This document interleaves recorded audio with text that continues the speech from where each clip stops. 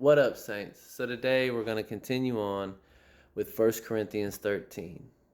Today we're going to do 1 Corinthians 13, 4b. It says, love is not jealous, love is not boastful, love is not proud, love is not rude. Let's talk about it.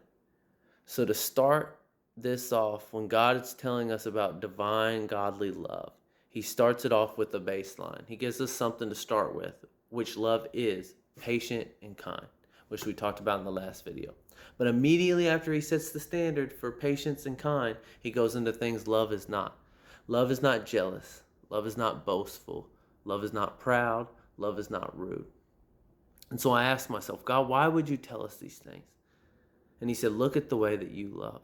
And he doesn't mean just me, but in human beings in general. Our love is jealous sometimes. It's jealous of what other people have. It's jealous of what other people can do. It's jealous of the ability that I have. It's transactional. Jealousy is transactional. It's thinking that I've got to compete or contend with something else in order to be loved. And God's saying, that's not what my love is. My love is freely given. My love is freely offered. My love is the same for you when you're in the dumps or if you're on the mountains. He's like, my love's not full of insecurities. My love's not full of resentments. My love's not bitter.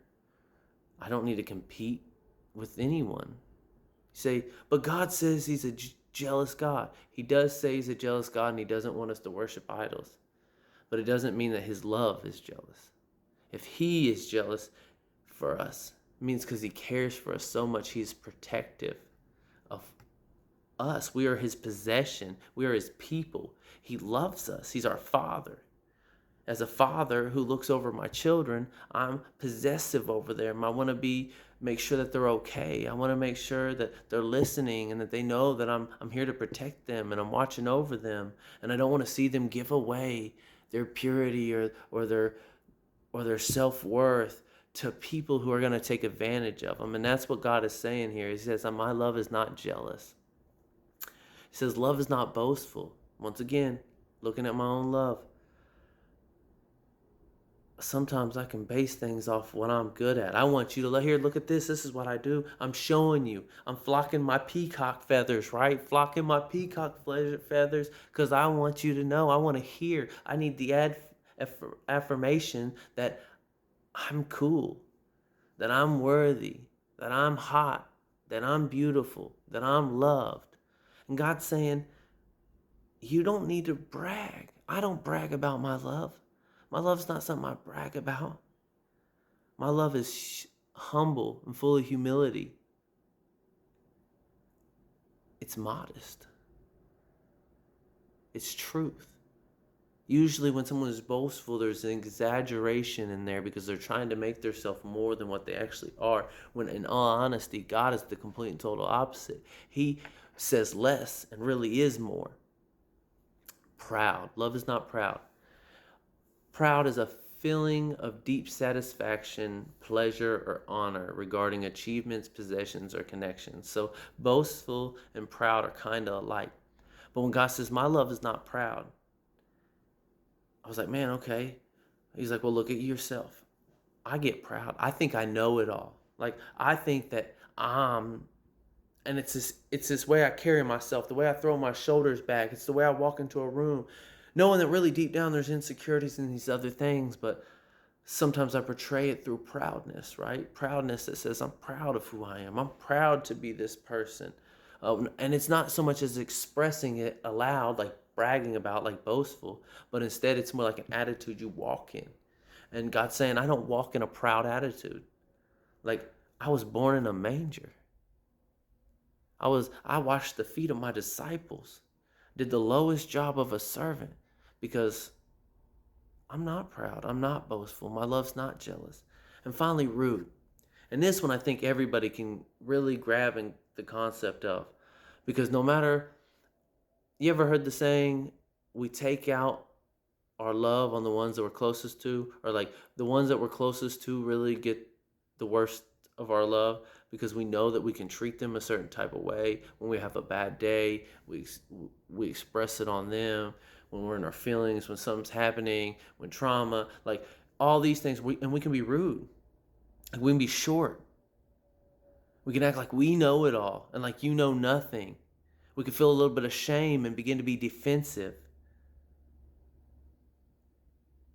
We can make things up in our head and think that we are seeing it through somebody else. And automatically we go to defensiveness and we have thoughts of judgment, or we start to behave in an impolite, offensive, or a way that violates somebody else's respect. God's saying, my love's not like that. I'm not rude. I don't condemn. Yes, you feel conviction when you spend time with me, because that's a part of being around somebody holy. You can't be around someone holy and not feel the presence of my power and my position and who I am. But I'm love, and my love is patient and kind. Like, you've been screwing up. You've been not doing what you're supposed to. But I still come and sit with you. I still listen to you. I still hear you. I still watch you. I'm still interceding on your behalf. I don't want rude things. I don't talk rudely about you. I talk highly of you because I see past your mistakes. I see past your sinful nature. I see you through the blood of my son, Jesus Christ. And I know what your worth is because I created you. I'm proud of the creation that I made in you. I'm not proud through my love like I'm somebody. No, you're somebody because I made you to be somebody. And I'm not bragging about me. I don't need to brag about me. The rocks will cry out. The mountains will sing. The birds will chirp. Earth and all of its vibration will call my name. But I call your name. I call your name every day, all day, waiting for you to listen, waiting for you to reply, waiting for you to invite me in. He says, I'm not jealous. What do I have to be jealous of? The things that you're sharing your love with now doesn't love you back. The things that you worship now can't heal you, can't bring you hope. Me, I will bring you hope.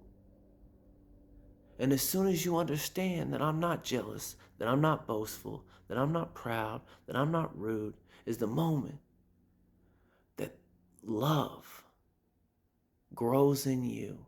When the seed blooms and you begin to understand that I'm patient and kind, and that when you understand I'm patient and kind, you'll become patient and kind. And when you understand that I'm not jealous, I'm not boastful, I'm not proud, I'm not rude, you'll begin to shun those things because you don't want to be those.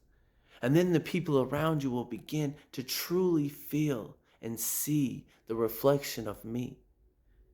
You are the light of the world. You are the salt of the earth. And my love is in you. My love is around you. There's nothing you can do to escape my love. The moment that you step into this love, the moment that you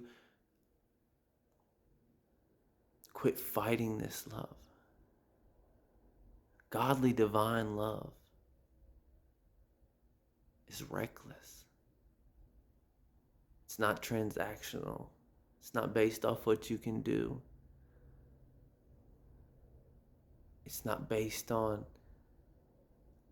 your job position or your title or how much money you have or how big of a house or what tax bracket you're in or whether you're a Democrat or Republican. My love is equal. It's an equal playing ground. That I love every one of you. I don't love the sin, but I see past the sin. And I love you. And I want you to know how much I love you. And the moment you begin to understand how much I love you is the moment you understand how to love others as I love you. Anyways, that's the next piece of tonight's puzzle. Just munch on that.